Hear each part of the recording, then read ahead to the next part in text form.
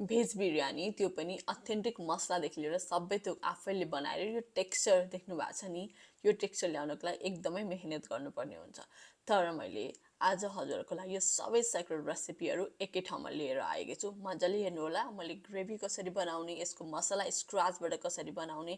कति मिनट पकाउने सबै कुराहरू राम्रोसँग भन्ने छु अब एकचोटि यो भिडियो हेरिसकेपछि हजुरको बिरयानी सधैँभरि पर्फेक्ट नै बन्नेछ प्लस यस्तै सानो सानो ह्याक्सहरू पनि मैले बताउने छु त्यही भएर लेट्स मेक इट टुगेदर सँगसँगै बनाऊ अनि एकदम नै मिठो अनि एकदमै हेल्दी सामग्रीहरू कसरी युज गरेर बनाउन सकिन्छ मैले हजुरहरूलाई भन्छु है त हजुरले जति चामलको बिरयानी बनाउन मन छ त्यति नै चामल लिएर भिजाउनु भए पनि हुन्छ मैले चाहिँ सानो कपको 2 कप चामल लिएकी छु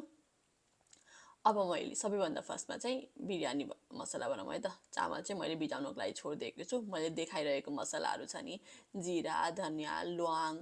सुकुमेल मरिच अब मैले राख्छु यसमा सौंफ अनि त्यसपछि हल्का स्टार एनिसिक अनि दालचिनीको अनि सुकेको खोर्सानी यति सबैलाई मजाले पिसिसकेपछि मजाले भुट्नुहोस् अनि भुटेर यसलाई सेलाउन दिएर पिस्नुहोस् अनि पिसिसकेपछि हजुरको बिरयानी मसला रेडी भयो पनिरलाई चाहिँ हल्का नुन र बेसार छर्केर केही बेरसम्म रेस्ट गर्नको लागि छोडिदिनुहोस् अनि केही बेरसम्म यो मजाले रेस्ट भइसकेपछि अब हामी यसलाई एयर फ्राई गर्छौँ एयर फ्राईको सट्टामा हामीले तेलमा तार्नु भए पनि भइहाल्छ अब मैले तेलमा अब चाहिँ हामी यो ग्रेभी बनाउनतर्फ लागिरहेछौँ मैले तेलमा थोरै ल्वाङ र सुकुमेलाई सानो आँचमा पकाएँ त्यसै गरी पियाजलाई पकाउँदैछु अब यो पियाज मजाले खरिनुपर्छ तबसम्ममा चामल पकाउँ है त त्यसको लागि मैले पानीलाई उमालेँ अब यसमा चाहिँ हरियो खोर्सानी र सुकुमेल राखेर मैले भक उमालेँ 5 मिनट जस्तो यसले उमालिसकेपछि यसलाई निकालिकन सबै कुराहरू फेरि निकाल्दै खानु पर्यो भने भरे फेरि कस्तो नमिठो भयो जस्तो हुन्छ कि त्यही भएर मैले चाहिँ त्यसलाई निकालेँ अनि निकालिसकेपछि यो चामल 50% जस्तो पाकिसकेपछि हामीले निकाल्नुपर्ने हुन्छ अब हाम्रो चामल पनि रेडी भइसक्यो अब ग्रेभी बनाउनतर्फ लाग्यौँ अब मैले अघि हामीले बनाएको बिरयानी मसला राखेँ हाम्रो पाकिसकेको पियाजमा हल्का ब्राउन भएर पाकिसकेको पियाजमा अनि त्यसपछि यो बेलामा चाहिँ हामीले दही राख्छौँ अनि दहीलाई राखेर मैले पकाएँ हेर्नुहोस् त कस्तो क्रिमी टेक्सचर बनेको छ अब अरू बिरयानीको लागि चाहिँ टमाटर चाहिँदैन तर यो भेज बिरयानी हो नि त नि पनिरको आफ्नो टेक्सचर र मोइस्चर पनि हुँदैन त्यही भएर मैले टमाटरको प्युरी पनि राखेँ अनि त्यसै गरी थोरै नुन राखेपछि अब यसलाई मजाले यो पाक्यो अब फेरि मजाले माथिको राइसमा फ्लेभर जानको लागि त पानी चाहिन्छ भने थोरै पानी राखेँ अनि यो भकभक उमालिसकेको ग्रेभी बनिसकेपछि मैले यसमा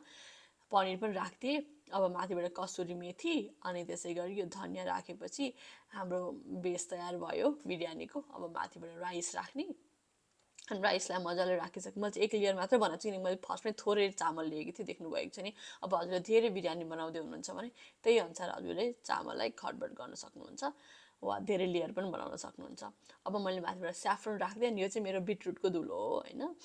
बिटरुटको पाउडर कसरी बनाउने भनेर हजुरलाई रेसिपी हेर्न मन छ भने चाहिँ हजुरले हेर्न सक्नुहुन्छ यो भयो भने चाहिँ हजुरले फुड कलर पनि युज गरेर राख्नु पर्दैन अनि त्यो 15 मिनट जस्तै पकाउने अनि 15 मिनटपछि फेरि रेस्ट गर्न दिएपछि हाम्रो बिरयानी रेडी हुन्छ यसरी नै एकदमै यम्मी बिरयानी बनाएर इन्जोय गर्नु होला र बिरयानी पकाउँदाखेरि चाहिँ एकदम सानो आँचमा पकाउनु होला ताकि एकदमै फ्लेभरफुल होस् र यस्तै रेसिपीको लागि मेरो च्यानललाई सब्सक्राइब गर्न